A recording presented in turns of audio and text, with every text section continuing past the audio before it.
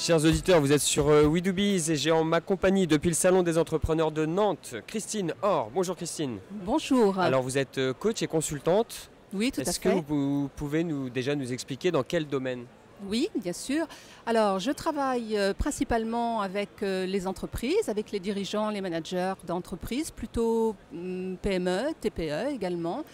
Dans un domaine bien particulier qui est comment redonner du plaisir au travail aux salariés, à toutes les personnes qui travaillent dans les entreprises et comment redonner du bien-être en entreprise. Donc encadrer et diriger autrement et se questionner sur l'importance du bien-être en entreprise. D'accord, alors justement vous disiez il y a quelques secondes, redonner du bien-être, redonner du plaisir, que ce soit aux managers, aux entrepreneurs, aux salariés, à ceux qui travaillent. Oui. On s'y prend comment concrètement?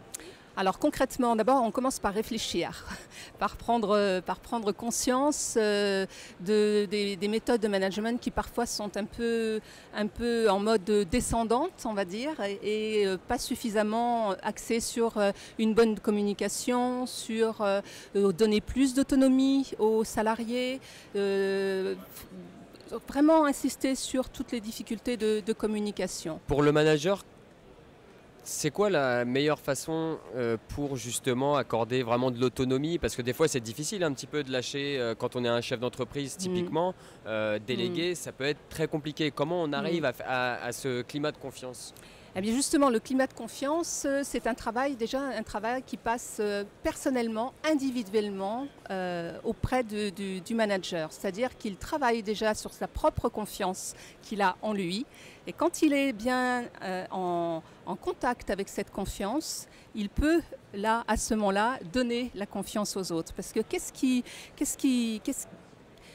qui enferme en fait le manager dans cette difficulté à donner de l'autonomie à ceux qui l'entourent? C'est justement très souvent la peur. La peur de donner un peu trop, la peur de perdre son pouvoir aussi. Et ça, c'est vraiment quelque chose qu'on retrouve très, très fréquemment dans les entreprises. Voilà. Et alors, dernière question, on en est où là au niveau du bien-être dans les entreprises? Beaucoup à faire. Beaucoup à faire. Les statistiques sont vraiment très mauvaises. De plus en plus de difficultés de santé importantes, des troubles musculo-squelettiques énormes, des dépressions, des burn-out bien évidemment. Donc vraiment un énorme travail à faire et je pense que vraiment ça passe... Mais paradoxalement, on voit quand même de plus en plus d'actions menées par les entreprises en faveur de leurs salariés. Oui, parce que les entreprises commencent à comprendre enfin que ça leur coûte énormément d'argent puisque les salariés il y a un taux d'absentéisme qui va galopant. Donc effectivement, ça devient un problème business maintenant. C'est plus simplement pour suivre la tendance actuelle qui est de faire des stages gestion du stress, etc., etc. Je pense qu'il faut vraiment qu'on passe à autre chose. La gestion du stress, c'est bien, mais ce n'est pas suffisant. Il faut travailler en amont. Passer à autre chose pour les entreprises en ce qui concerne le bien-être. En tout cas, ce sont les mots de Christine Or, coach et consultante en bien-être et santé dans les entreprises. Voilà, tout à fait.